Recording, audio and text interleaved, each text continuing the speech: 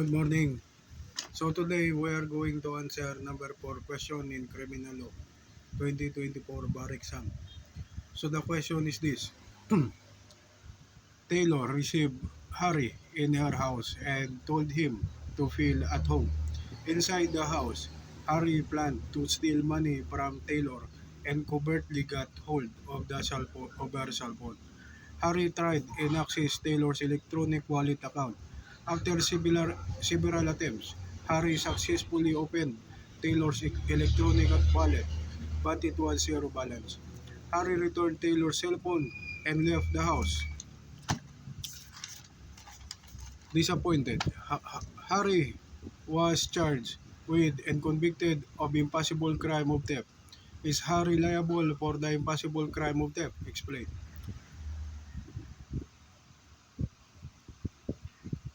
Answer yes. Harry is liable for the impossible crime of theft. Article 4, Paragraph 2 of the Revised Penal Code states criminal liability. Criminal liability shall be incurred 2. By any person performing an act which would be an offense against persons or property were it not for the inherent impossibility of its accomplishment or an account of the employment of inadequate or ineffectual means. Further, Article 59 of Revised Penal Code of the Philippines states penalty to be imposed in case of failure to commit the crime because the means employed or the aims sought are impossible when the person intending to commit an offense has already performed the acts for the execution of the same, but nevertheless the crime was not produced by reason of the fact that the act intended was by its nature one of impossible accomplishment, or because the means employed by such person are essentially inadequate to produce the result desired by him. The court, having in mind the social danger and the degree of criminality shown by the offender, shall impose upon him the penalty of arresto mayor or a fine ranging from 200 to 500 pesos. Furthermore, criminal liability is incurred by any person performing an act which would be an offense against persons or property were it not for the inherent impossibility of its accomplishment or on account of the employment of inadequate or ineffectual means under this article. The act performed by the offender cannot produce an offense against person or property because 1. The commission of the offense is inherently impossible of accomplishment, or 2. The means employed is either A. Inadequate or B. Ineffectual. In other words, objectively there is no crime committed, but subjectively the offender is criminal. In same vein, factual impossibility occurs when extraneous circumstances unknown to the actor or beyond his control prevent the consummation of the intended crime. In Dodd versus Court of Appeals, GR number 103,119, October 21, 1992. One example is the man who puts his hand in the coat pocket of another with the intention to steal the latter's wallet and finds the pocket empty. US versus Birigan 42F second series 171. So that's for number 4 question. So let's continue number 5. This is the question. Yari is a lesbian who had a romantic relationship with Malu. Yari financially supported Malu and her brother Bobby and even rented a condominium unit for them. After 5 years, Malu broke up with Yari because she is longing the affection from a real man. Yari suffered mental and emotional anguish because of the separation.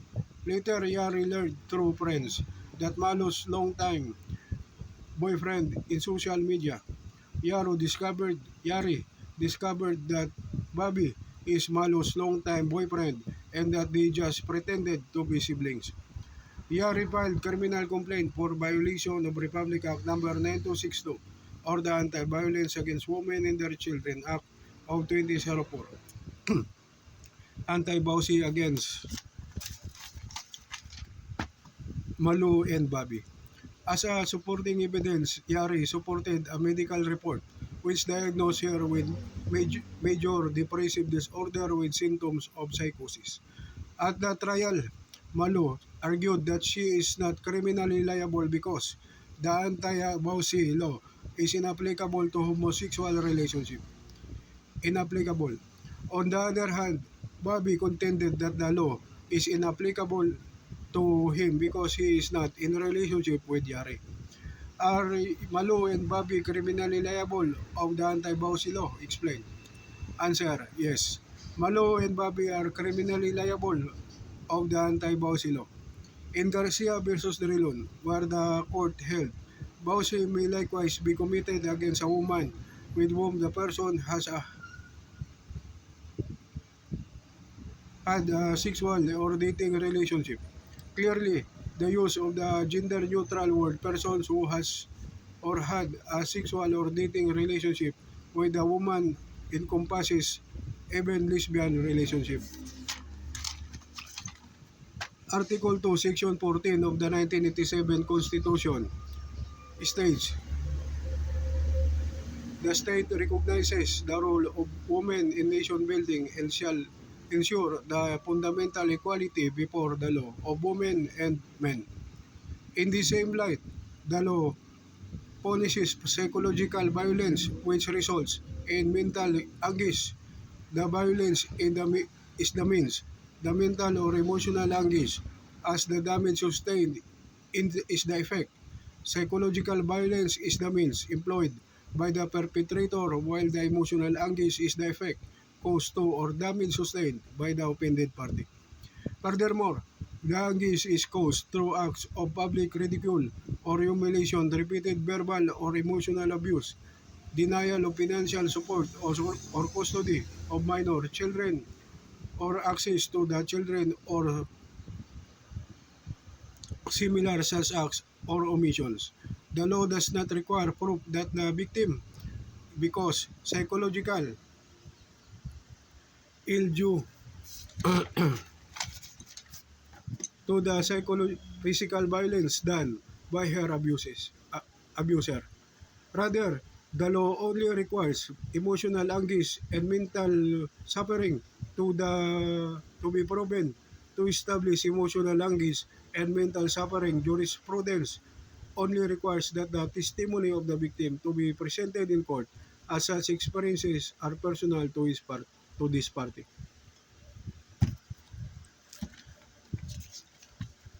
Section 6, Penalties.